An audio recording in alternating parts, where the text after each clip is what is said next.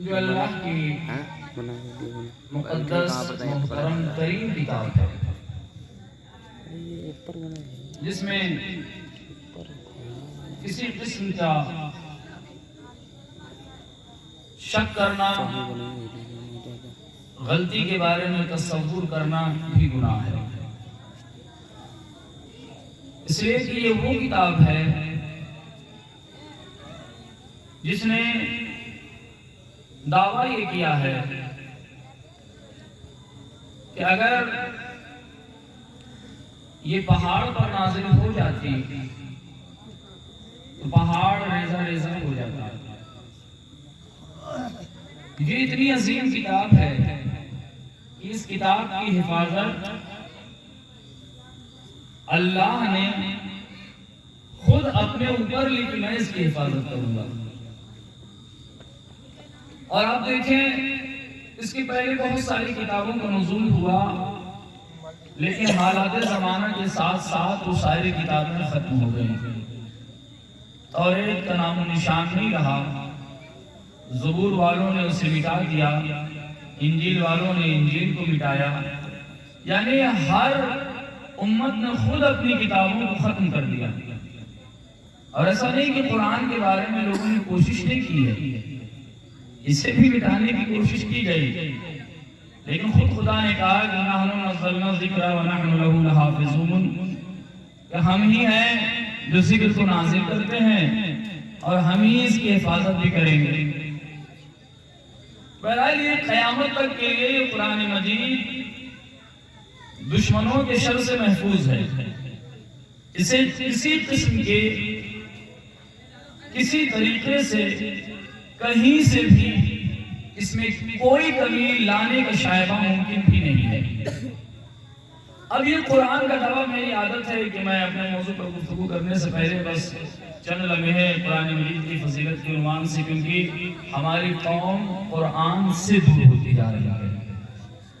اگر قرآن سے قریب ہو جائے، کیونکہ نبی نے جاتے جاتے سب سے بہترین ہمارے لیے جو نجات کا ذریعہ بیان کیا تھا، وہ دو ہی چیز بتائی تھی کہ میں تو تمہارے درمیان گران قدر چیزیں چھوڑ جا رہا ہوں، ایک میرا یہ جو میں لے کر آیا ہوں کتاب یہ، اور ایک میرے اہل بیت۔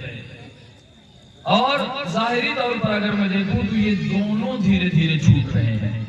دعویٰ کرنے والے بہت ملیں گے کہ ہم اہل بیت چاہنے والے، بہرحال وہ آگے انشاءاللہ موضوع میں بھی اتصال ہوتا رہے گا، لیکن یہ قرآن مجید جس کے لیے ملتا ہے کہ اگر اللہ نے اسے پہاڑ پر نازل کیا ہوتا، پہاڑ ریزہ ریزہ ہو جاتا۔ آواز کرنا چاہیے سر، کیونکہ مسلسل مجالس کا سلسلہ چل رہا ہے۔ یہ اگر پہاڑ پر نازل ہوتا، چکنا چور ہو جاتا، پہاڑ مٹ جاتا۔ کیوں ایسا؟ وجہ کیا تھی؟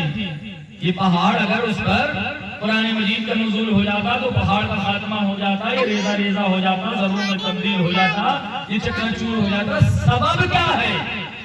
وجہ کیا ہے؟ کیا سبب ایسا سامنے آیا؟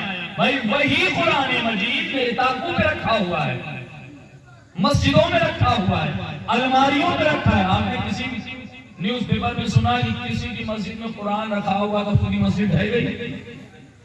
کسی کے گھر میں قرآن رکھا ہوا تھا، رکھا ہوا ہے، سال سے توفیق نہیں ہوئی اٹھا کر دیکھنے کی، کم سے کم عذابی آگے گر گیا، بھائی رکھا ہوا تھا، سال بھر مجھے نہیں پڑھایا گیا، اس لیے آج قرآن اپنی طاقت دکھائے گا اور اس گھر کو اٹھا دے گا۔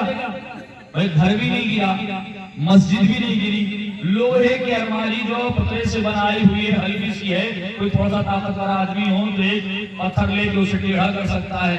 قرآن رکھا ہوا ہے، ٹیڑھی نہیں ہوتی الماری، طاقوں پہ رکھا ہوا ہے، طاق نہیں گرتا، مسجدوں میں سجایا جا رہا ہے۔ کیا ہوا بھائی؟ آپ مسجدوں میں دیکھیے، ایک دو قرآن نہیں، ابا مر گئے، ان کے برائے سال ثواب قرآن مجید مسجد میں رکھوا دیے، چاہے زندگی بھر انہوں نے قرآن نہ پڑھا ہو، چاہے بچوں کو قرآن نہ پڑھایا ہو، لیکن ابا کی سال کے لیے وہ جو مسجد میں قرآن مجید رکھا ہوا ہے، ایک نہیں، تعداد میں 5 10 15 20 مسجد جتنی نظر نہیں آ رہی ہے۔ وجہ کیا ہے؟ اور اللہ یہ کہہ رہا ہے کہ اگر میں نے پہاڑ بنا، پہاڑ تو معمولی چیز ہے، قرآن پڑھیے تو قرآن کہتا ہے کہ میں نے پہاڑوں کو زمین پر میخیں بنا کے رکھا ہے تاکہ میخیں یہ زلزلے سے زمین کو روکتے رہیں. یہ پہاڑ جو زمین کو زلزلوں سے روک رہی ہے، کہہ رہے کہ اگر اس پر قرآن نازل ہو جاتا تو قرآن کے نزول کے سبب سے پہاڑ ریزہ ریزہ ہو جاتا. وجہ کیا ہے؟ تو جو وجہ میں نے تلاش کی تو اس کی وجہ مجھے قوم موسیٰ کے زمانے میں ملی کہ جب قوم موسیٰ نے کہا کہ اے اللہ کے نبی، اگر آپ نبی ہیں اور آپ کہتے ہیں کہ خدا ہے تو ہم خدا دیکھنا چاہتے ہیں، ہم خدا دیکھنا چاہتے ہیں. موسیٰ نے سمجھایا بھائی خدا دیکھنے والی چیز نہیں ہے، خدا نہیں دیکھا جا سکتا. اڑ گئے لوگ، بڑی ضدی قوم تھی، اڑ گئے نہیں ہم دیکھیں گے. اچھا جناب موسیٰ ہمارے استاد محترم علامہ تقی الحضری قبلہ صاحب مرحوم فرمایا کرتے تھے کہ یہ نبیوں میں بڑے منہ لگے نبی تھے. اللہ یہ بات ہے، آپ پوچھئے نماز کی تجھے کہتے ہیں معلوم ہے، میں پوچھ کے بتاتا ہوں. چلے جاتے تھے تم پوچھنے کے لیے. یہ لوگ اڑ گئے، اچھا رکو میں آتا ہوں پوچھ کے. کہا نہیں ہم بھی چلیں گے. اچھا چلنا ہے چلو. لے کے آئے دور پہ، بات ہے آپ کو معلوم ہے، بس میں اشارہ کر کے اپنی منزل پہ آؤں گا. حکم ہوا موسیٰ ایک تجلی چمکائی جائے، تجلی کو برداشت کر لیے. تب ان کا ظرف اس لائق ہے، تجلی چمکی. تنظیم کی کتاب میں یہ واقعہ موجود ہے، اس لیے اس سے بڑھ کے حوالہ اور کیا ہو سکتا ہے، تنظیم کی کتابیں ہر جگہ موجود ہیں. یہ جناب موسیٰ نے کہا کہ نہیں دیکھا جا سکتا. یہ لوگ اڑے گا، تجلی چمکے گی، برداشت کر لے تو جاؤ. تجلی چمکی، سب جل کے راکھ ہو گئے، موسیٰ بے ہوش ہو گئے. اب سوال اٹھتا ہے موسیٰ کیوں نہیں جلے؟ بھائی تجلی تھی. اب میں پوچھ رہا ہوں یہ کرنٹ دوڑ رہا ہے تاروں میں، آپ بھی پکڑیے میں بھی پکڑوں، جتنا آپ کو کرنٹ لگتا ہے اتنا مجھے بھی لگے گا. تو پھر آخر کیا وجہ ہے کہ ایک آدمی مثال کے طور پر آپ نے پکڑا، آپ کو کرنٹ دیا، میں نے بھی پکڑا لیکن مجھے نہیں مار رہا ہے، تو اس کا مطلب کچھ خاص بات ہے جو مجھے کرنٹ نہیں مار رہا ہے نا. تو اب یہی سوال کہ آخر موسیٰ بے ہوش ہوئے، جل کر راکھ نہیں ہوئے، امت جل گئی. سبب کیا تھا؟ علماء نے لکھا کہ سبب یہ تھا کہ جتنے آئے تھے سب خاک کے ٹکڑے تھے، جتنے آئے تھے سب خاک کے ٹکڑے تھے. موسیٰ تھے نور، لیکن نور میں بھی وہ والا جو نائٹ بلب ہوتا ہے، توجہ چاہتا ہوں، اس لیے کم نور کی بنا پر موسیٰ اس زیادہ نور کی تجلی کو برداشت نہ کر سکے، بے ہوش ہو کے گر گئے. وجہ صرف اتنی سی ہے، قرآن ہے نور، پہاڑ تھماتا. توجہ چاہتا ہوں، قرآن ہے نور، پہاڑ تھماتا.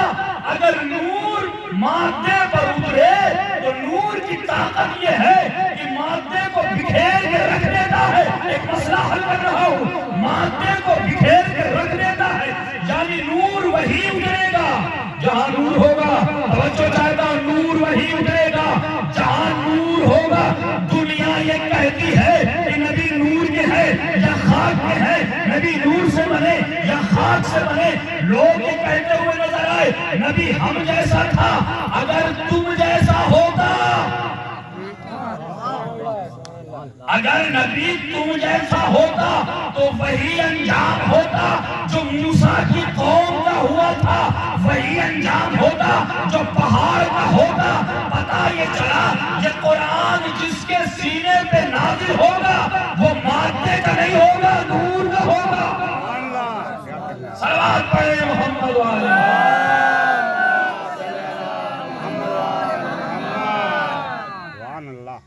اسی قرآن مجید میں ارشاد ہو رہا ہے لَقَدْ كَانَ لَكُمْ فِي رَسُولِ اللَّهِ أُسْوَةٌ حَسَنَةٌ.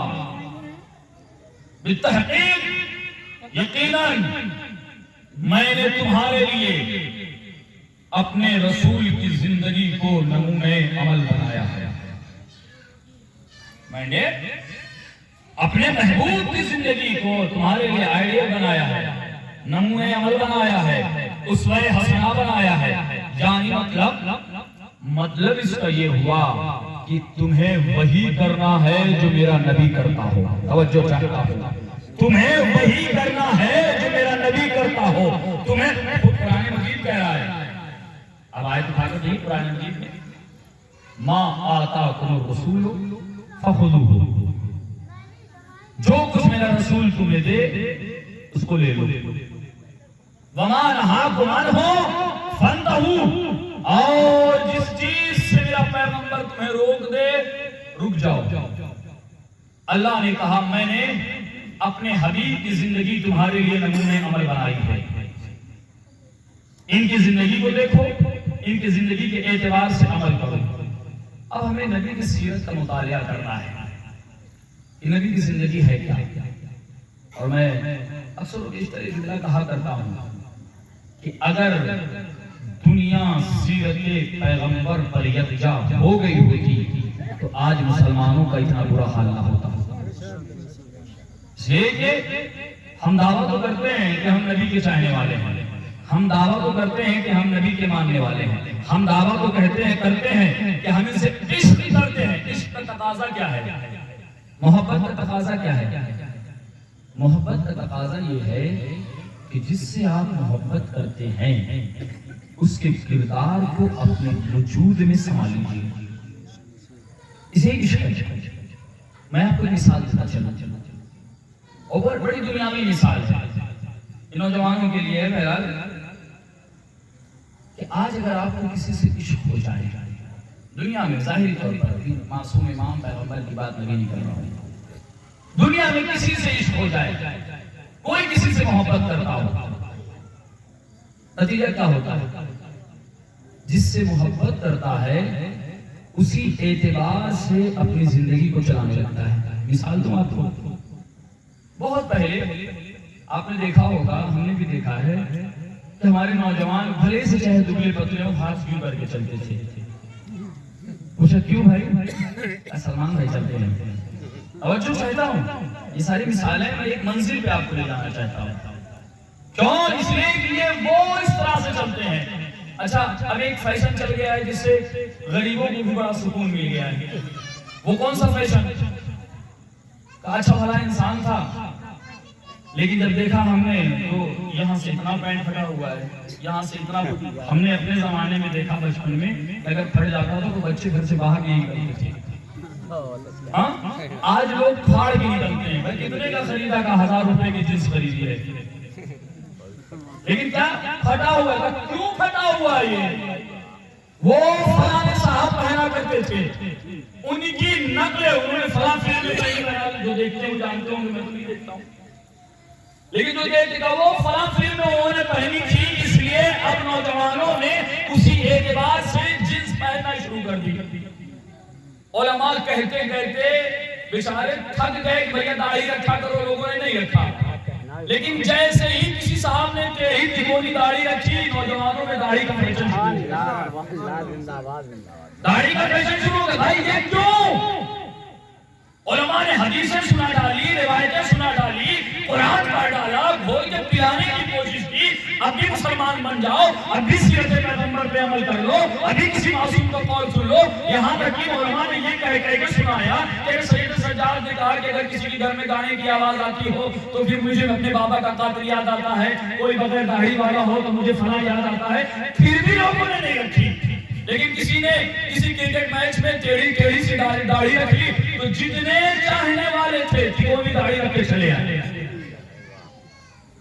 دیکھ رہے ہیں، یہ ظاہری مثال ہے جو آپ کے سامنے، میں کوئی دین و دنیا اور کسی پیغمبر کی مثال نہیں دے رہا ہوں، یہ آپ کے سامنے کی مثال ہے۔ اور میں نے یہاں سے اتنی نہیں، یہاں تک کہ میں نے ٹی شرٹوں میں بھی ان کی تصویر تک دیکھی۔ ٹی شرٹ ہے اپنی خرید لی 300 روپے 400 500 روپے کی، تصویر بھائی صاحب کی نہیں بنی ہوئی ہے، وہ جناب کی بنی ہوئی ہے۔ بھائی کیوں ہو رہا ہے؟ یہ داڑھی ٹیڑھی کیوں ہے؟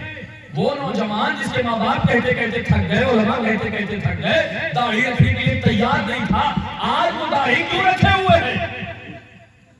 وہ جینس جو پھٹی پہن کر گھر سے کوئی نکلنے کی کوشش نہیں کرتا تھا، آج وہ مال جا کے 1000 کو 1000 میں وہی جینس خرید کے لا رہا ہے۔ کیوں؟ وجہ کیا ہے؟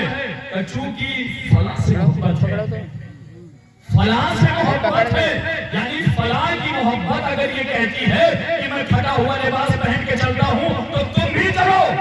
تو ہم نکل گئے بازار میں، ہم نے بھی خریدی فلاں نے داڑھی ایسے رکھی تھی تو تقاضائے محبت یہ ہے کہ ہم بھی داڑھی ویسے رکھیں، یا فلاں کی محبت نے اتنا عروج پہنایا مجھے کہ ہم نے اپنے کپڑوں پر ان کی تصویر کو لگا کے چلنا شروع کیا تاکہ دنیا یہ جانے کہ یہ اس سے عشق کرتا ہے، یہ اس سے محبت کرتا ہے، یہ اس سے الفت کرتا ہے، یہ اس کو دوست کرتا ہے۔ بھائی میں پوچھوں گا یہ بتاؤ سلمان بھائی تم کو جانتے ہیں یا نہیں جانتے؟ ہم نے کہا وہ فلانے جس کی داڑھی کی نقل کرتے ہو وہ تم کو جانتے ہیں یا نہیں جانتے؟ یا وہ جس کے لیے تم نے اپنی چیز کو پھاڑ رکھا ہے وہ تمہیں جانتے ہیں یا نہیں جانتے؟ اچھا اگر تم پہ کوئی مجبوری آ جائے، کوئی پریشانی آ جائے، کسی مشکل کے پھنس جاؤ، انہیں آواز دو گے تو کیا وہ تمہاری مدد کو آئیں گے یا نہیں آئیں گے؟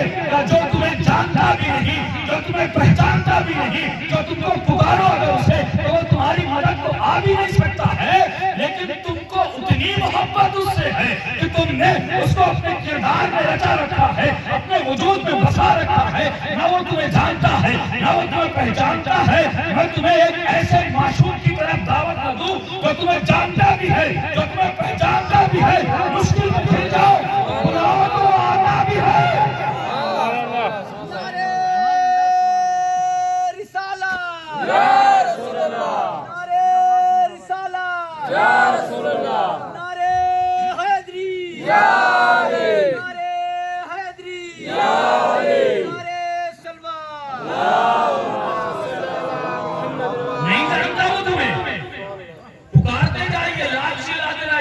موبائل نمبر بھی لے لیجیے، فون کر کے کہہ دیجیے میں آپ کا عاشق ہوں، بہت پریشانی میں مدد کو آ جائیے۔ ایک بار تو سن لے گا، دوسری بار فون بھی نہیں اٹھائے گا۔ کیوں؟ آپ اس کے عاشق ہیں بھائی، بلائیے اسے۔ آپ نے اس کے پورے وجود کو اپنے وجود میں سما دیا ہے، جو آپ کو دیکھ بھی نہیں سکتا، جو آپ پکاریے تو مدد بھی نہیں کر سکتا ہے، جسے طلب کیجئے تو آپ کی مشکلوں کو حل بھی نہیں کر سکتا ہے۔ نہ تمہیں جانتا ہے نہ تمہیں پہچانتا ہے، پھر بھی تم اس کی تصویر کو اپنے لباس پر لیے پھر رہے ہو۔ عزیزو ابھی بھی وقت ہے، جس نبی اور امام سے تم دعوے عشق کرتے ہو کہ میں علی کا عاشق ہوں، میں حسین کا چاہنے والا ہوں، میں علی زین العابدین کا ماننے والا ہوں، ان کے کردار جب تم ان کی تصویر کو اپنے لباس پہ چھاپ سکتے ہو تو اپنے معصومین کے کردار کو اپنے وجود میں ڈالو۔ نعرہ حیدری، حیدری، نعرہ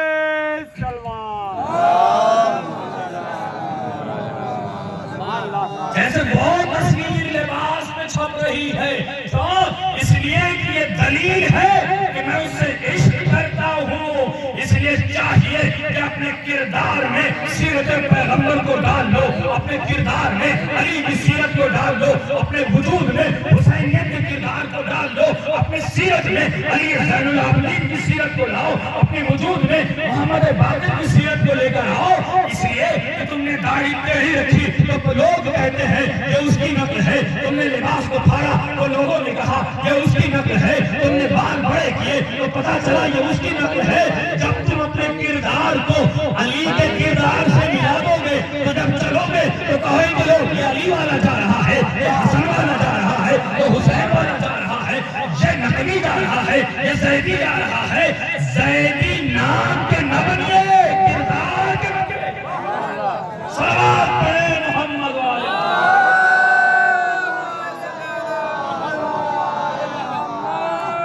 ایک اور صلوات پڑھیں محمد والے۔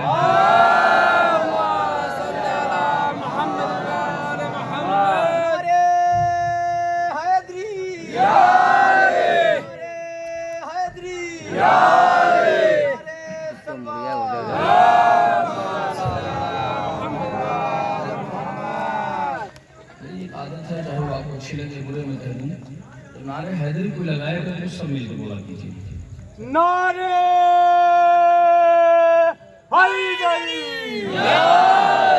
حیدری، نعرہ سلمان۔ اس کی کئی وجہ ہے، ایسا نہیں میں نے یوں کہہ دیا، میں اپنے لیے نہیں کہہ رہا ہوں، میں نے آپ کی بھلائی کے لیے کہا ہے، اپنی بھلائی کے لیے نہیں کہانی ہے۔ یہ نعرے اس موضوع پہ تو ہے، اگر میں بیان کروں صرف اسی نعرے پر 2-4 اشیاء تو مر جائیں گے.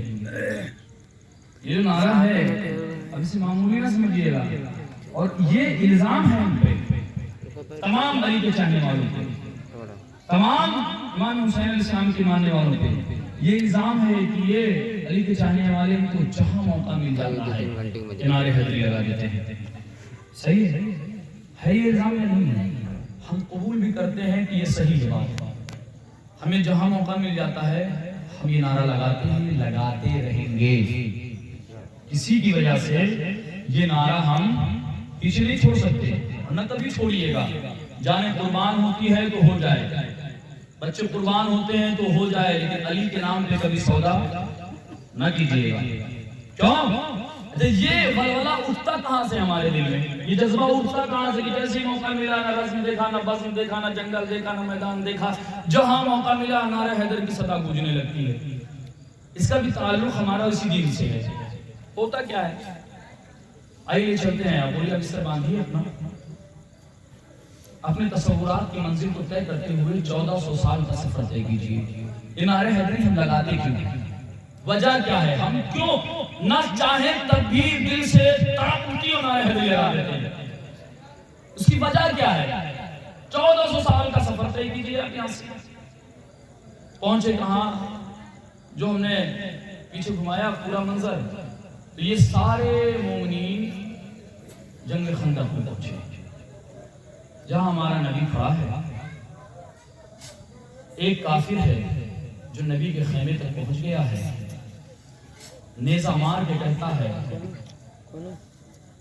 کہ میں نے سنا ہے کہ تیرا پیغمبر یہ کہہ رہا ہے کہ اگر تم قتل ہو جاؤ تو شہید کہلاتے ہو، جنت ملے گی، بچ گئے تو غازی کہلاؤ گے.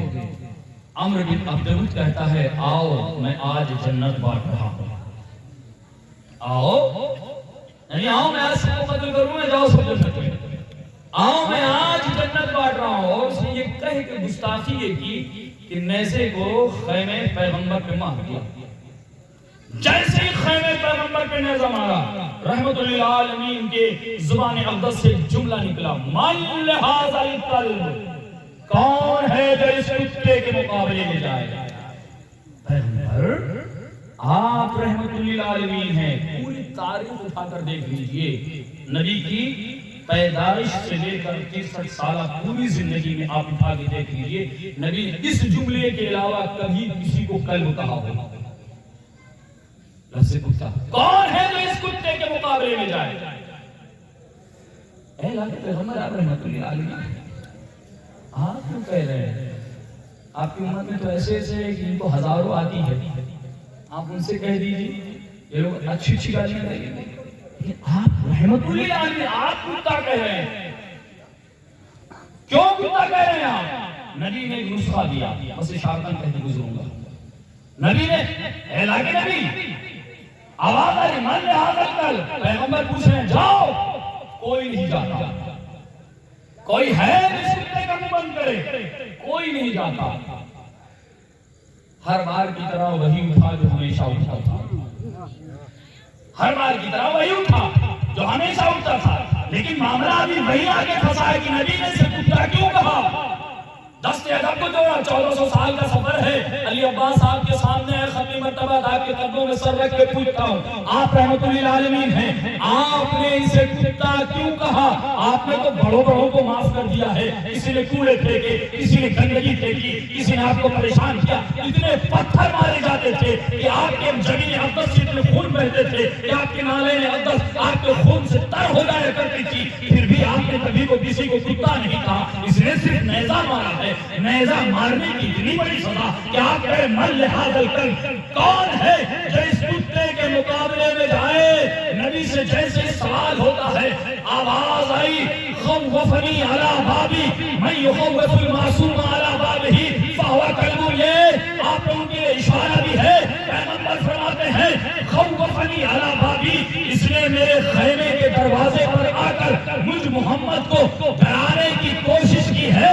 من یخوف المعصوم علی بابہ فہو کلب، جو کسی معصوم کے دروازے پر آ کر اسے ڈرانے کی کوشش کرے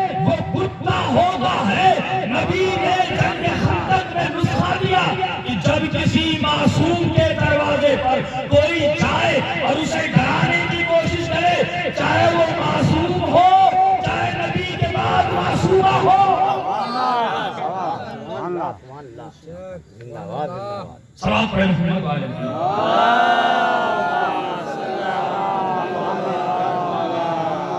हम नारे हैदरी क्यों लगाते हैं? कोई है जो जाए इस फितने के मुकाबले में? वही उठा जो हमेशा उठता था। जाऊं बैठ जाओ। है कोई जो जाए इसके मुकाबले में? फिर मेरा मौला जाओ मौला बैठ जाओ। फिर तीसरी बार है कोई जो जाए? अब तो मालूम है कोई जाने वाला नहीं, यही जाएंगे सिर्फ। क्यों बार बार आप पूछ रहे हैं? नबी हकीम उम्मत है, नबी अक्ल कुल है। अगर एक बार में अली को भेज देते, लोग यही कहते हमें तो मौका ही नहीं मिला, हमें मौका ही नहीं। अच्छा जाओ। लेकिन हर एतबार से आप देखिए जितनी जंगें हैं उस जंग से निराली ये जंग है। अली पे शुरू होती है, अली पे खत्म होती है। तलवार क्या है, किसी को चाकू निकालने का भी मौका नहीं मिला। ये तरह मेरे मौला ने जंग लड़ी है। जाओ अली। लेकिन अंदाज बदला आज। नबी ने कहा अली आज जो कुछ तुम्हारे पास है मुझे दे दो, मेरे पास जो कुछ भी है वो तुम ले लो। नबूवत और इमामत का तबादला हो रहा है। अली अपना मामा मुझे दो, मेरा मामा तुम लगाओ। अपनी जरा मुझे दो, मेरी जरा तुम लो। सब कुछ पैगंबर ने अपना अली को पहनाया, अली वाला खुद ले लिया। अब जाओ, अब जाओ। मेरा मौला चला। जैसे ही मेरा मौला चला, एक जुमला पैगंबर ने कहा है। उस जुमले से पहले एक मिसाल आपको दूंगा। क्यों हम नारे हैदरी लगाते हैं? वजह क्या है, सबब क्या है? हमको जहां मौका मिलता है हम नारे हैदरी लगा देते हैं। वजह ये है, मैं आपसे पूछूं इस पूरे मजमे में जो सबसे ज्यादा ताकतवर हो वो एक ढेला उठाए आसमान की तरफ फेंके। कहां तक जाएगा ये ढेला? जहां तक उसकी कुव्वते बाजू काम करेगी। जहां तक इसके कुव्वते बाजू, जो साइंस के तलबा हैं इस बात की तस्दीक भी करेंगे। क्या तस्दीक करेंगे? जब तक बाजू काम करेंगे उस पर, वो आसमान की तरफ जाता रहेगा। जैसे ही हमारी कुव्वत कमजोर पड़ी, जमीन का तकाजा ये है कि ये है कुल और वो ढेला है जुज। कुल अपने जुज को अपनी जानिब खींचता है, साइंस कहती है। हर कुल अपने जुज को अपनी जानिब खींच लेता है। ढेला था जुज, जमीन था कुल। काम कर रही थी आसमान की जानिब, वो ढेला भागता जा रहा था। जैसे ही कुव्वत ने काम करना छोड़ा, इस मैग्नेट पावर ने अपनी ताकत से उस जुज को अपनी जानिब खींच लिया। वो ढेला जमीन पे आगे गिरा। एक फुटबॉल लीजिए आप, हवा भरी उसमें, एक दरिया में, एक तालाब में उसे लेकर उतर जाइए, जमीन पर उसे दबाए रहिए। जब तक दबाए रहेंगे आप उसे, वो उस पानी के अंदर रहेगा। जैसे ही उसे आपने छोड़ा, फौरन ऊपर चलाएगा। क्यों? इसलिए कि उस फुटबॉल के अंदर जो हवा है वो जुज है। उस जुज का कुल ऊपर है, हवा है कुल, और उस फुटबॉल के अंदर जुज को अपनी जानिब खींच रहा है।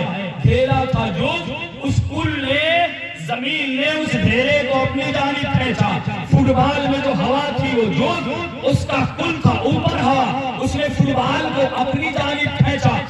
नतीजा क्या निकला? साइंस ये कहती है कि हर जुज को उसका कुल अपनी जानिब खींचता है। तवज्जो चाहता हूं, हर जुज को उसका कुल अपनी जानिब खींचता है। मेरा मौला चला जंग खंदक में, खंदक की तरफ बढ़ रहा है, जंग के लिए निकल रहा है। पैगंबर ने जोश में आके कहा कुल्ले ईमान कुल्ले कुफ्र के मुकाबले में जा रहा। तवज्जो चाहता हूं, कुल्ले ईमान कुल्ले कुफ्र के मुकाबले में जा रहा है। मेरा मौला है कुल, मेरा मौला है कुल। कुल नबी ने कहा अली है कुल्ले ईमान। हम नारे हैदरी इसलिए लगाते हैं, जिसके दिल में जुज़्वे ईमान होता है वो अपने कुल की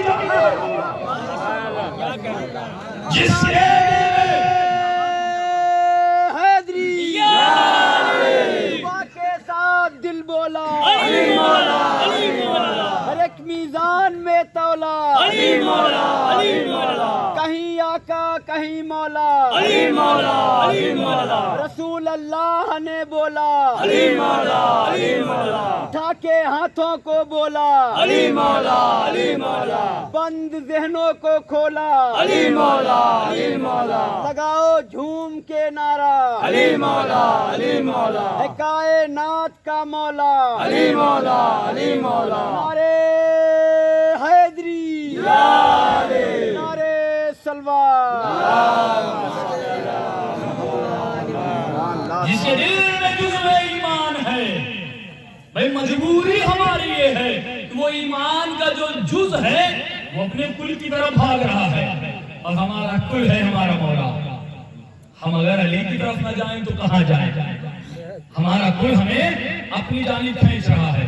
ایک وجہ اور نبی نے فرمایا، بشارت المصطفیٰ کتاب ہے، اٹھا کر دیکھیے گا کہ جب محشر کا ہنگام ہوگا، لوگ نفسی نفسا کے عالم میں پڑے ہوں گے۔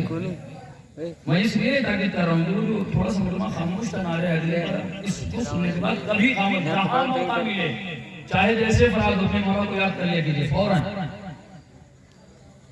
بشارت المصطفیٰ کتاب، اس میں ہمارے پیغمبر ارشاد فرماتے ہیں کہ جب نفسی نفسا کا عالم ہوگا، میدان حشر ہوگا، ہر کوئی بھاگ رہا ہوگا، ہر کوئی پریشان ہوگا، تو کہتے ہیں اس محشر میں ایک عجب کیفیت ہوگی۔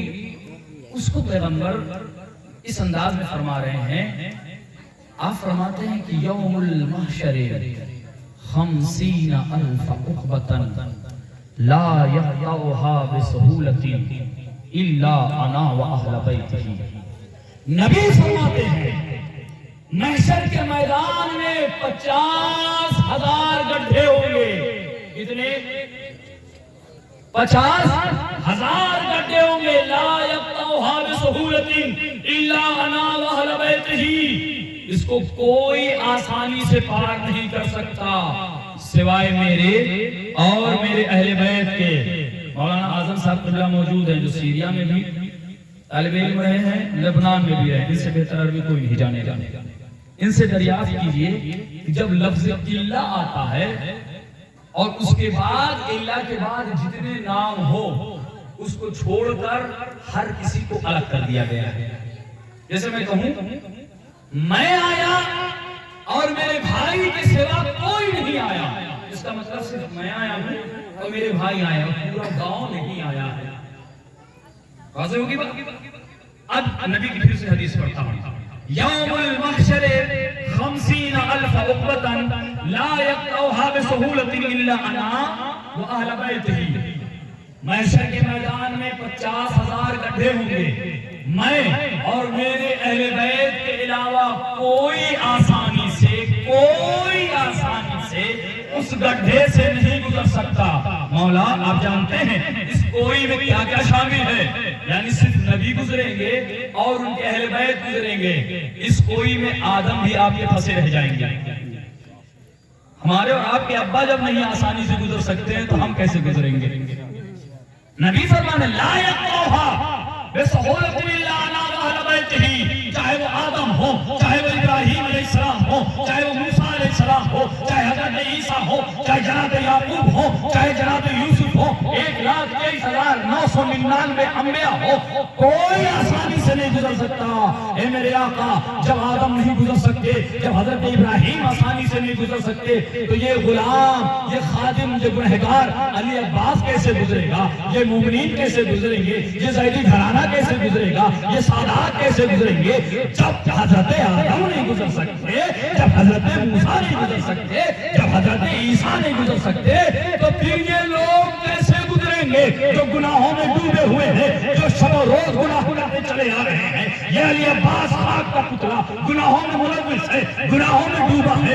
جب ہمارے بابا آدم نہیں جا سکتے، جب حضرت نوح نہیں جا سکتے تو پھر ہماری نمازیں کہاں جائیں گی؟ ہمارے روزے کہاں جائیں گے؟ ہمارے حج کہاں جائیں گے؟ ہماری زکاتیں کہاں جائیں گی؟ ہم کس کو مدد سے پکارے؟ اس لیے کہ آپ ثابت ہیں، آپ امین ہیں، آپ سچے ہیں، آپ کی بات غلط ہو ہی نہیں سکتی ہے۔ تو جب کوئی نہیں گزر سکتا تو ہم کیسے گزریں گے؟ نبی نے کہا گھبراؤ نہیں، ہم تمہیں نسخہ بتائے دیتے ہیں، اگر اس نسخے پر عمل کرو گے تو آدم بھی گزریں گے، ابراہیم بھی گزریں گے، موسیٰ بھی گزریں گے، علی عباس بھی گزرے گا، تم بھی گزرو گے، یہ مومنین گزریں گے۔ مولا وہ نسخہ کیا ہے؟ آپ فرماتے ہیں یوم المحشر 50,000 قتل لا یقدر حابسہ لہم الا انا واہل بیتہ ومن ینادی یا علی ومن ینادی یا علی کا کوئی نہیں گزر سکتا، بس وہی گزرے گا جس کی زبان پہ علی علی ہوگا۔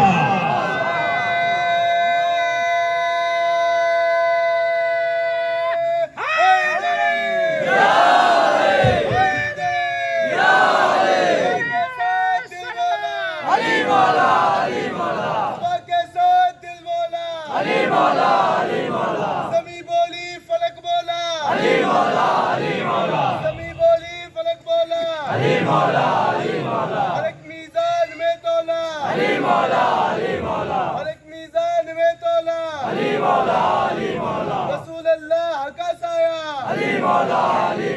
رسول اللہ کا سایہ ملا کس کو یہ عہدہ ملا کس کو یہ عہدہ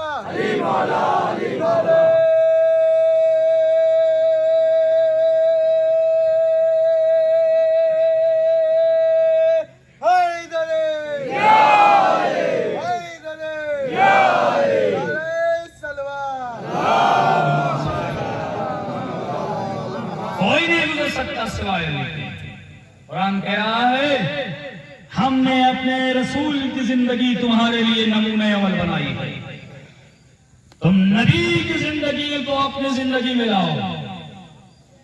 تمہیں اپنے وجود کا نشہ نہیں ہونا چاہیے، تمہیں اپنے جاؤ حشم کا نشہ نہیں ہونا چاہیے، ویسے زندگی گزارو جیسے تمہارے پیغمبر نے زندگی گزاری ہے، ویسے اپنی زندگی کو گزارو جس طرح تمہارے نبی کی زندگی تھی۔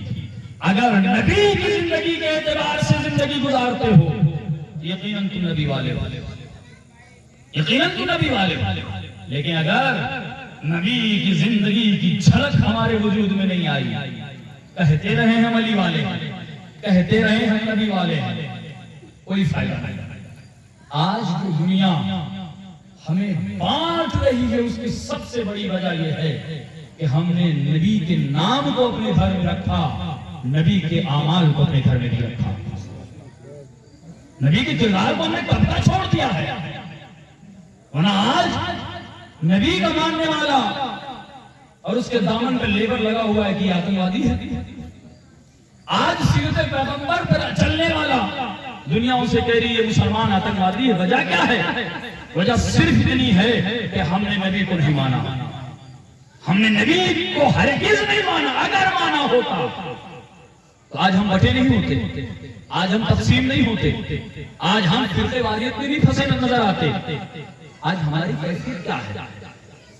آپ دیکھیں جب نبی کا دور تھا، جب نبی کا دور تھا سب ایک ہی تسبیح میں جیسے سارے دانے پیروئے ہوئے ہو۔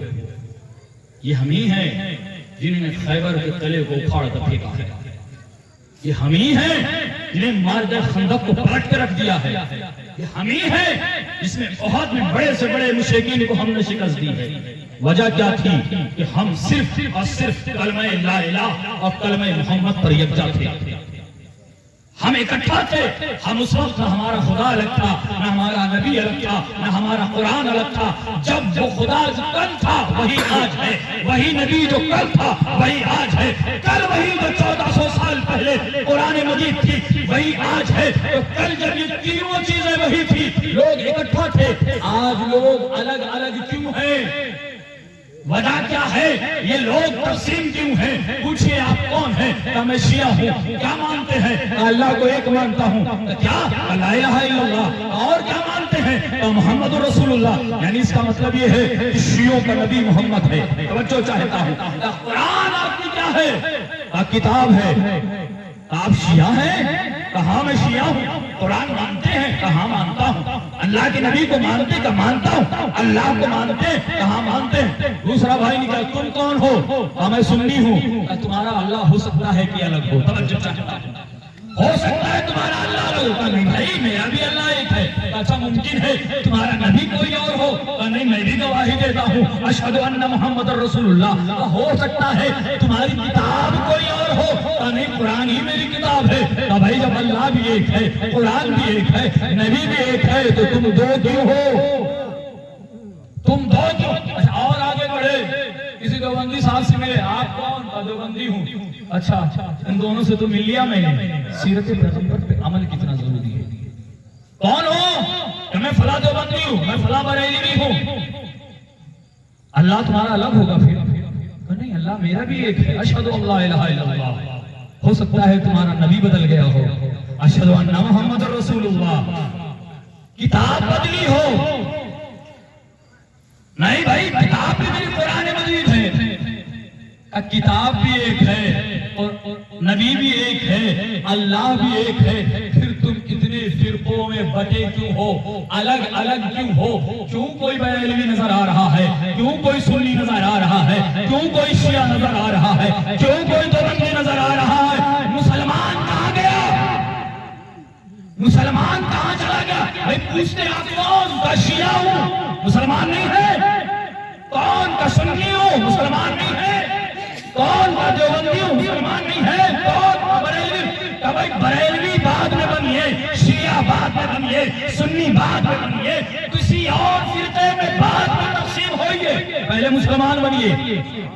پہلے مسلمان بنیے. کیوں؟ اس لیے کہ اگر مسلمان نہیں بنو گے تو آپس میں لڑو گے آپس کی طاقت کو تقسیم کرو گے پھر آپس میں یہی سوچو گے شیعہ نماز پڑھ رہا ہے پڑھا رہا ہے تو اس کے پیچھے نماز نہیں پڑھنی چاہیے. سنی نماز پڑھا رہا ہے تو شیعہ کو اس کے پیچھے نماز نہیں پڑھنی چاہیے.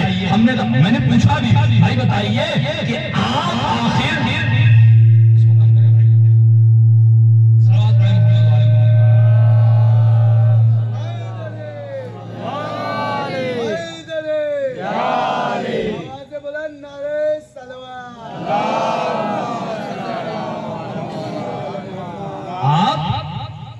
شیعہ ہیں سنی ہیں دیوبندی ہیں بریلوی ہیں ٹھیک ہے یہ ساری چیزیں.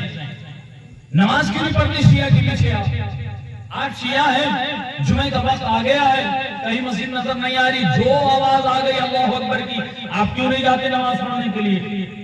مولانا صاحب چونکہ وہاں ہاتھ باندھ کے نماز پڑھی جاتی ہے اس لیے ہم نماز نہیں پڑھیں گے. اچھا یہاں اہل سنت بھائی سے پوچھا آپ کیوں نہیں پڑھ رہے ہیں؟ یہاں یہ لوگ ہاتھ کھول کے نماز پڑھ رہے ہیں اس لیے ان کے پیچھے نماز نہیں پڑھیں گے. آیت اللہ خمینی نے بڑا عجیب جملہ کہا تھا سرزمین ایران سے کہا تم ہاتھ کھولنے اور باندھنے میں پھنسے ہوئے ہو تمہارا دشمن تمہارا ہاتھ کاٹنے میں لگا ہوا ہے. جب ہاتھ رہے گا ہی نہیں تو کیا باندھو گے اور کیا کھولو گے؟ جب یہ ہاتھ ہی نہیں بچے گا تم کہہ رہے ہو کہ ہاتھ باندھ کے پڑتا ہے اس کے پیچھے نہیں پڑوں گا ہاتھ کھول کے پڑتا ہے اس کے پیچھے نہیں پڑوں گا. ارے بھائی جس ہاتھ کو تم باندھنے اور کھولنے کے چکر میں لگے ہو دشمن کو تمہارا ہاتھ جب کاٹ دے گا تو جب ہاتھ ہی نہیں ہے تو کیسے باندھ کے پڑھو گے کیسے کھول کے پڑھو گے؟ تو آج ضروری ہے نہ ہاتھ باندھنے کے چکر میں پڑھو نہ ہاتھ کھولنے کے چکر میں پڑھو. اگر سنی داہنا ہاتھ ہے تو شیعہ بایاں ہاتھ بنے اگر سنی بایاں ہاتھ ہے تو شیعہ داہنا ہاتھ بنے. جب یہ دونوں ہاتھ بنیں گے ایک طاقت آئے گی ایک قوت پہنچے گی پھر دنیا کی بڑی سے بڑی حکومت سامنے آئے دونوں ہاتھوں سے مل کر یا علی کہہ کے اس حکومت کو پامال کرو.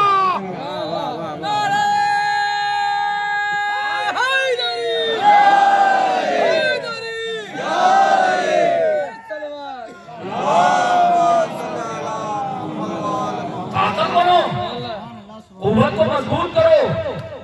آیت اللہ سیستانی نے یہی جملہ کہا ہے یہ ہمارے بھائی ہیں یہ ہماری روح ہے یہ ہماری جان ہے. آپ جانتے ہیں بھائی کی سب سے بڑی طاقت کیا ہوتی ہے؟ اس کا بھائی ہوتا ہے. مولا عباس کو مانتے ہیں امام حسین علیہ السلام کے بازو تھے طاقت قوت تھے. کیوں؟ اس لیے اور جس کا بھائی مر جاتا ہو اس کی آدھی قوت ختم ہو جاتی ہے. یہ فتویٰ بڑا عجیب فتویٰ ہے جو ہمارے سید نے دیا عراق سے. یہ ہمارے بھائی ہیں یہ روح ہیں یہ جان ہے، یہ بھائی کیوں کہا؟ کیا وجہ ہے بھائی کہنے کی؟ بھائی صرف اس لیے کہا کہ تم بھائی اور وہ بھائی دونوں مل کر اپنی طاقت کو اکٹھا کر لو، کیونکہ آج دشمن شیعہ اور سنی کو ٹارگٹ نہیں کر رہا ہے، آج دشمن مسلمان کو ٹارگٹ کر رہا ہے، آج مسلمان کو یہ ختم کرنے پہ لگا ہے۔ تو ضروری یہ ہے کہ اپنے گھر کی لڑائی کو اپنے گھر میں چھوڑ دو، عقیدے کی جو بھی لڑائی ہو ایک پلیٹ فارم پہ آ کر کھڑے ہو، نہ تم شیعہ ہو، نہ تم سنی ہو، نہ تم دیوبندی ہو، نہ تم بریلوی ہو، تم مسلمان ہو۔ اب جب کسی مسلمان پر کوئی آفت آئے گی تو تمام فرقے یکجا ہو کے بتائیں گے کہ ہم الگ نہیں ہیں، ہم سب ایک۔ اور یہی سیرت پیغمبر ہم سے مانگتی ہے، یہی سیرت پیغمبر، سیرت پیغمبر، کردار پیغمبر ہم سے طلب کرتی ہے، ورنہ ہماری زندگی میں تو جھلک بھی نہیں آ رہی ہے پیغمبر کی۔ ہم نشے میں ڈوبے ہوئے ہیں، خدا جانے کس چیز کا نشہ ہے، ہم کیا چاہتے ہیں۔ آپ یہ نہ سوچئے کہ اگر اس گھر میں آگ لگی ہے تو ہمارا گھر بچ جائے گا، اس گھر کی لویں اس گھر کو بھی چھو سکتی ہیں۔ اس لیے ضروری ہے کہ اپنے قوت کو اکٹھا کر دو اور تمام قسم کے نشے کو دور کر دو، اس لیے کہ دنیا کے سارے نشے ختم ہو جاتے ہیں، مٹ جاتے ہیں۔ نہ دولت کا نشہ رہتا ہے، نہ ثروت کا نشہ رہتا ہے، نہ تخت کا نشہ رہتا ہے، نہ تاج کا نشہ رہتا ہے۔ ہماری اور آپ کی اوقات کیا ہے؟ تاریخ اٹھا کے دیکھیے، قرآن اٹھا کے دیکھیے تو فرعون کا نشہ قرآن بتاتا ہے، اس کو وہ طاقت ملی تھی، وہ قوت ملی تھی۔ فرعون کو بھی تخت کا نشہ تھا، تاج کا نشہ تھا، دولت کا نشہ تھا، قارون کو بھی نشہ تھا، شداد کو بھی نشہ تھا، نمرود کو بھی نشہ تھا۔ یہ سارے وہ افراد تھے جن کے پاس ثروت تھی، دولت تھی، قوت تھی، سب کچھ موجود تھا، لیکن تاریخ اٹھا کے دیکھو نمرود کے ساتھ تاریخ نے کیا کیا ہے، شداد کے ساتھ تاریخ نے کیا کیا ہے، قارون کے ساتھ تاریخ نے کیا کیا ہے۔ فرعون کا واقعہ اٹھا کر دیکھیے، درس عبرت ہے۔ مل گیا فرعون اپنے نشے کے ساتھ، اور اسی میں بڑی عجیب عبرت کا واقعہ بھی موجود ہے۔ جواب جناب موسیٰ بس چند لمحے اور طویل گفتگو ہو گئی آپ سے، پھر انشاءاللہ زندگی رہی کبھی ملاقات ہوئی پھر گفتگو۔ یہ فرعون جس کو دولت کا نشہ تھا، آج ہم تمام نشے کو اٹھا کر پھینکے، اور خود امام نے فرمایا 4 قسم کا نشہ ہوتا ہے، 4 قسم۔ امیر المومنین نے فرمایا سیرت پیغمبر پہ اگر عمل کرنا ہے، یہ نمونہ عمل ہمارے لیے ہیں، آئیڈیل ہے ہمارے پیغمبر کی زندگی، اگر اس پر عمل کرنا ہے تو اپنے وجود سے ہر قسم کے نشے کو نکال کر پھینکو اور عبد بن جاؤ۔ اکڑنا ہے اس لیے کہ ابلیس کے اندر سب سے پہلے اکڑ آئی تھی۔ امیر المومنین فرماتے ہیں، اور بہت جلدی کہیے گزروں گا، یہ 4 قسم کا نشہ ہوتا ہے۔ پہلا نشہ آپ نے قرآن مجید میں سنا ہوگا، الا تقربوا الصلاۃ وانتم سکارا، جب تم نشے کی حالت میں ہو تو نماز سے قریب نہ جاؤ۔ قرآن کہتا ہے، علماء اپنے اعتبار سے ترجمہ کرتے ہیں، کسی نے کہا جب شراب کے نشے میں ہو تو نماز سے قریب نہ جاؤ، لیکن صحیح ترجمہ سکارا کا یہ کہ جب نشے کی کیفیت میں ہو تو نماز سے قریب نہ جاؤ۔ ویسے بھی نشے کیا، ہم تو صحیح سالم بھی ہوتے ہیں تب بھی نماز کے قریب نہیں جاتے، نشہ تو دور کی بات ہے۔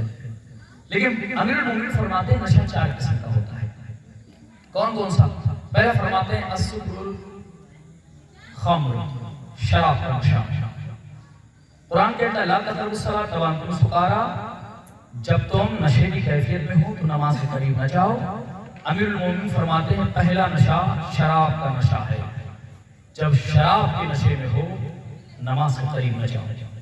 دوسرا نشہ امیر المومنین فرماتے ہیں السکر المال، دولت کا نشہ، جو فرعون کو تھا، دولت کا نشہ۔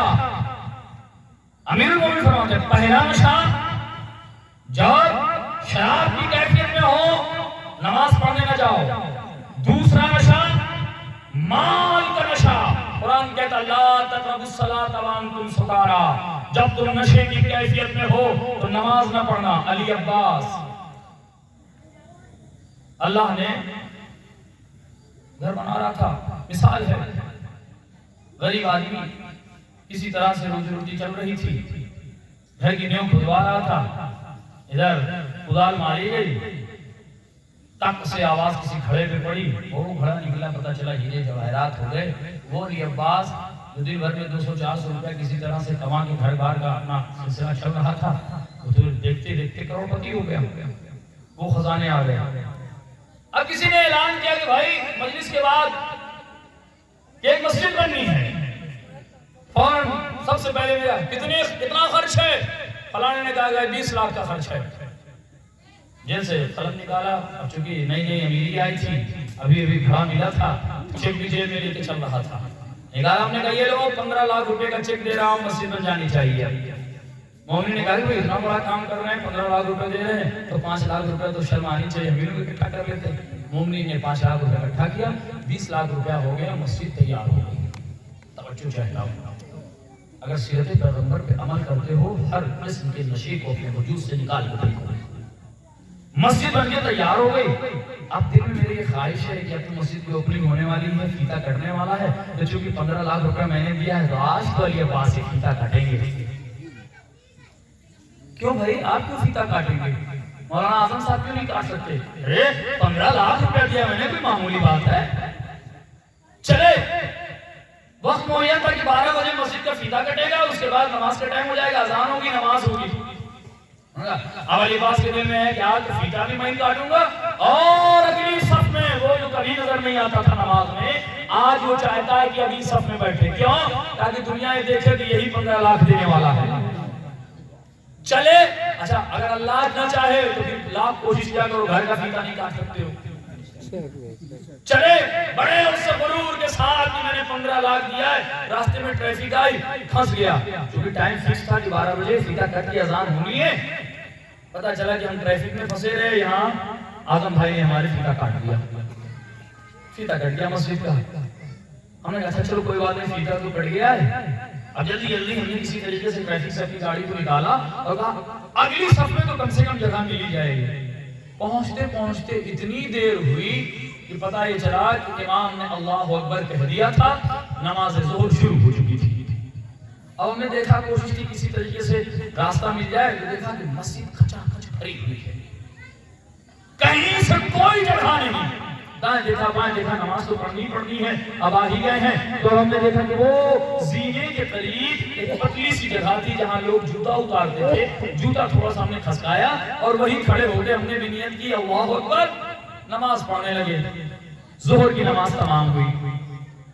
جیسے ظہر کی نماز تمام ہوئی، اب علی عباس اپنا سر اچکا کے لوگوں کو دکھا رہا ہے، کوئی تو دیکھ لے کہ یہی ہے 15 لاکھ دینے والا، کوئی تو بلا لے اگلی صف میں۔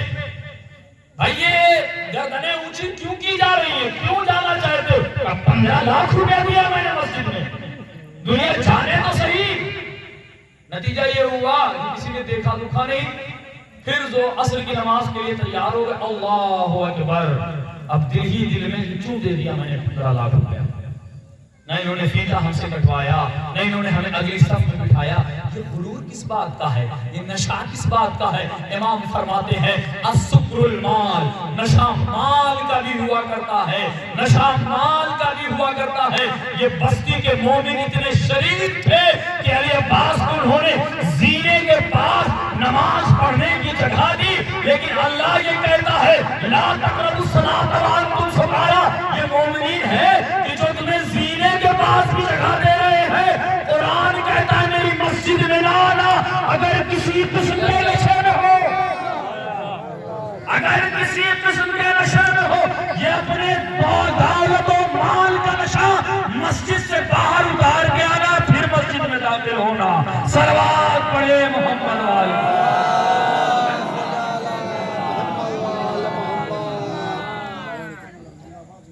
یہ دولت، یہ ثروت، اس کے بعد امام نے تفصیلی بیان کرنا ہے۔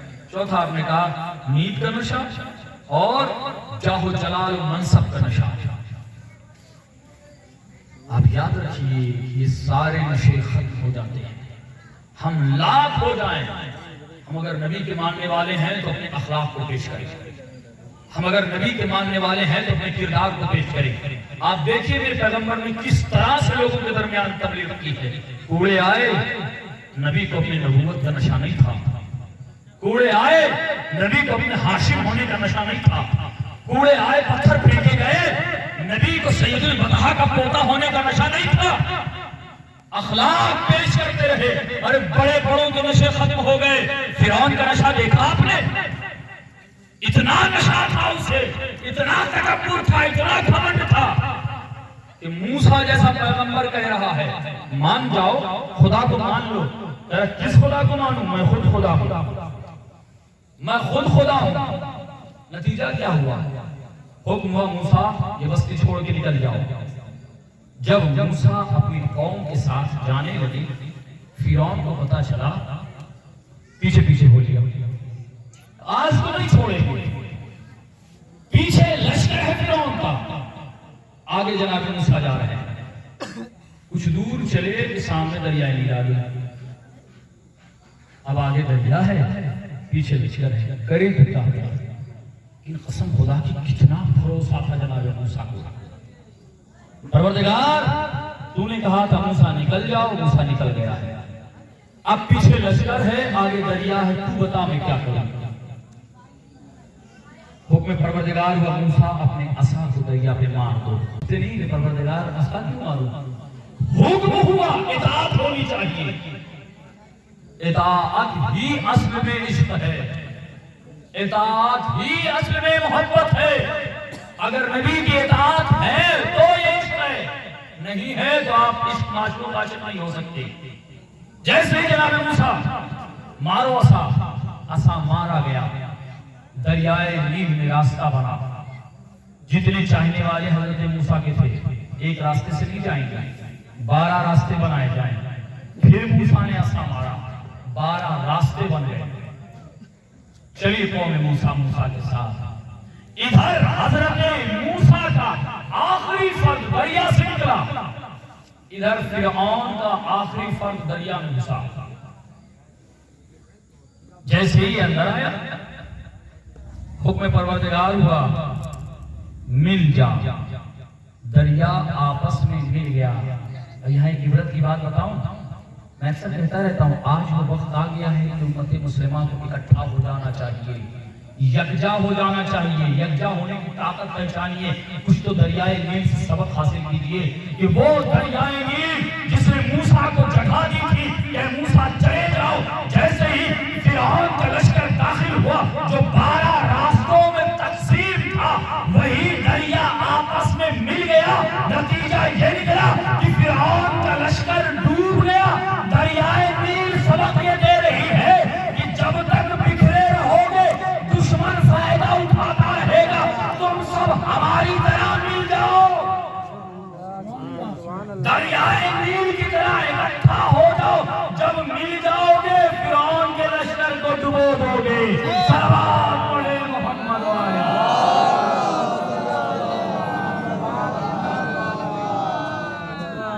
اس لیے کم سے کم اس دریا سے تو سیکھیں. جب یہ آپس میں گلے مل گئے تو جو نشے میں چور تھا، جس کے پاس دولت و ثروت کا انبار تھا، آپس کے اتحاد نے اسے ختم کر کے رکھ دیا.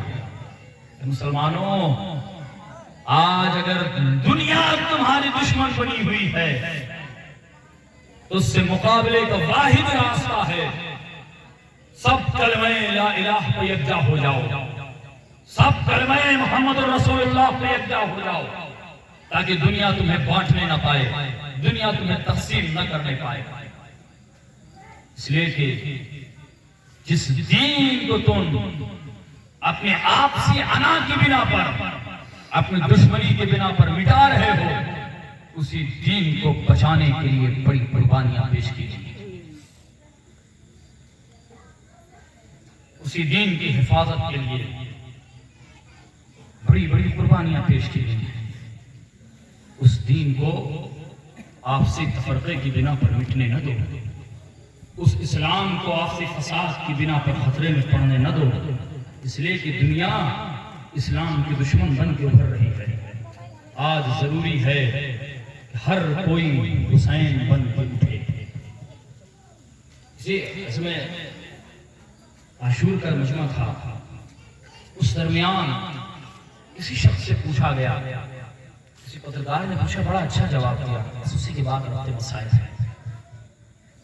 جمع غفیر تھا، ایک نیوز رپورٹر نے ایک شخص کو پکڑا، کہا بھائی یہ بتاؤ تم شیعہ ہو کہ سنی ہو، ہندو ہو کہ مسلم ہو، کس فرقے سے ہو، یہاں آج اکٹھا ہوئے ہو؟ تو شخص جواب دیتا ہے، اکثر آپ دیکھیں جو عاشور کا مجمع ہوتا ہے لوگ اس میں ہوتے ہیں، ویسے مجمع میں تھا وہ بندہ، کون ہو تم؟ اس نے یہی ایک جملہ کہا، کربلا سے پہلے کوئی سنی رہا ہوگا، کربلا سے پہلے کوئی شیعہ رہا ہوگا، کربلا سے پہلے کوئی کسی فرقے کا رہا ہوگا، لیکن کربلا کے بعد بس دو فرقے ہیں، ایک فرقہ یزیدیت کا ہے، ایک فرقہ حسینیت کا ہے، ایک فرقہ یزیدیت کا ہے، ایک فرقہ حسینیت کا ہے۔ سب حسینی بن جاؤ تاکہ وہ دین محفوظ رہے جسے حسین نے اپنی قربانی دے کے بچایا ہے۔ لاکھ نصیحتیں بیان کر دی جائیں، لاکھ فضائل کے سمندر بیان کر دیے جائیں، لیکن بقی سے آنے والی بیوی اس وقت تک خوش نہیں ہوتی جب تک ہمارے آنکھوں سے آنسوؤں کے گوہر نہ نکلے۔ ہمیں اس بیوی کو خوش کرنا ہے۔ آج کی یہ تاریخ قیامت کی تاریخ ہے۔ عاشور کے بعد سلسلہ ظلم و ستم ختم نہیں ہوا ہے۔ جانتے ہیں ابھی آپ علم اٹھائیں گے غازی کا، اپنے جری کا ماتم کریں گے، آپ کہتے ہیں یہ عباس بڑا با حیا تھا، بڑی غیرت تھی اس عباس میں۔ تاریخ یہ کہتی ہے کہ جب صبح 11 محرم نمودار ہوئی، شمر لئیم پسر سعد آگے بڑھا کہ بیویوں کو اسیر کر کے انہیں سواریوں پہ بٹھایا جائے۔ ایک مرتبہ زینب نے آواز دی، وہیں ٹھہر جاؤ، ہم علی کی بیٹیاں ہیں، ہم زہرا کی لاڈلی ہیں، ہم خاندان بنی ہاشم سے ہیں، ہم پیغمبر کی اولاد ہیں، ہمیں ہاتھ نہ لگانا، ہم خود سوار ہو جائیں گے۔ زینب نے کہہ کے آواز دیتی ہے، آؤ رباب تمہیں زینب سوار کرے، لیلا آؤ تمہیں زینب سوار کرے، بہن ام کلثوم آؤ تمہیں زینب سوار کرے، اے رقیہ آؤ تمہیں زینب سوار کرے۔ ایک ایک بیوی کو زینب سوار کرتی ہے، آواز دیتی اماں فضا اور تمہیں بھی زینب سوار کرے۔ اتنا کہنا تھا فضا تڑپ گئی، بی بی شہزادیاں کنیزوں کو نہیں سوار کر۔ خدا ان آوازوں پر رحمتیں نازل کرے، کسی اور غم میں نہ رلائے سوائے ہمیں سید الشہداء میں۔ حقیقتاً یہی حق ہے، خود شہزادی فاطمہ کہتی ہے وہ آنکھیں نکل کیوں نہیں جاتی جو میرے حسین پر گریہ نہیں کرتی۔ بی بی کہتی ہے میرے حسین کو اس طرح رو جس طرح کسی کا جوان مر گیا ہو۔ خدا کی رحمتیں نازل ہو۔ آواز آتی ہے بی بی شہزادیاں کنیزوں کو سوار نہیں کرتی۔ فضا میں علی کی بیٹی تمہیں حکم دیتی ہوں، آؤ تمہیں میں سوار کروں۔ زینب نے زانوں کو تہ کیا، فضا آنکھوں میں اشک لے کے سوار ہو رہی ہے۔ جب زینب سب کو سوار کر چکی تو ایک مرتبہ اپنے غیور بھائی عباس کی جانب رخ کرتی ہے۔ جانتے ہیں جب یہ زینب مدینے سے چلی تھی تو انداز کیا تھا؟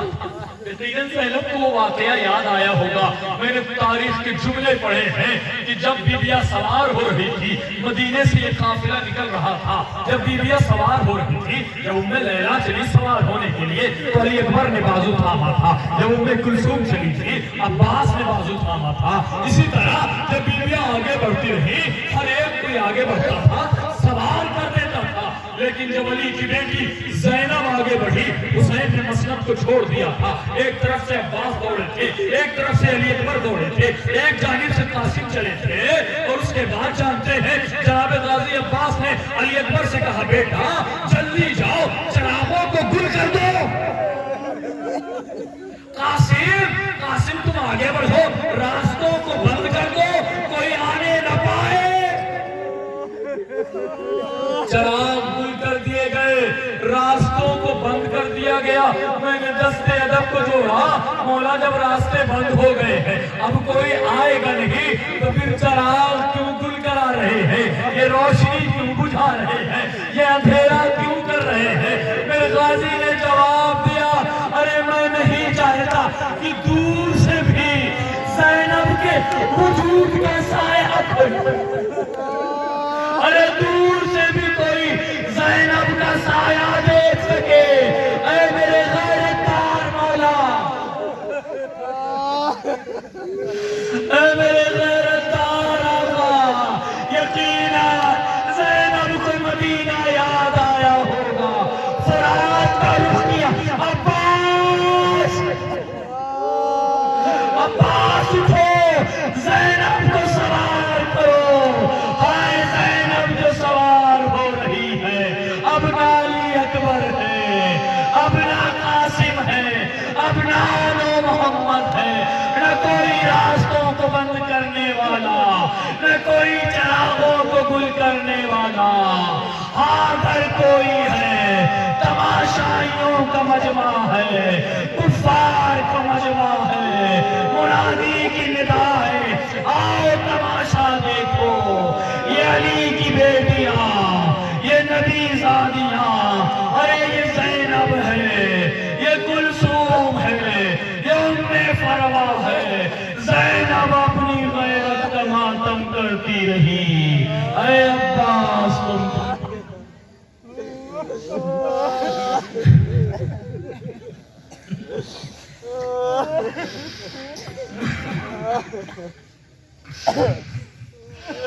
لعنت اللہ فوق الظالمین رضا بقضائه وتسلیما لامره وسيعلم الذين ظلموا اي منقلب ينقلبون۔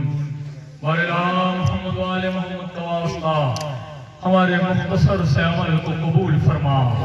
مولا محمد وآل محمد کا واسطہ ہمارے گناہائے کبیرہ اور صغیرہ کو معاف فرما۔ مولا محمد وآل محمد کا واسطہ ہمارے آنسوؤں کو رومان سیدہ میں جگہ عنایت فرما۔ مولا محمد وآل محمد کا واسطہ زائرین امام حسین علیہ السلام کی عزت و جان و آبرو کی حفاظت فرما۔ مولا محمد وآل محمد کا واسطہ سید و مختار ہمارے امام عصر کے ظہور میں جلد سے جلد تاجر ہو، ہمیں ان کے امان و منصار میں شمار فرما۔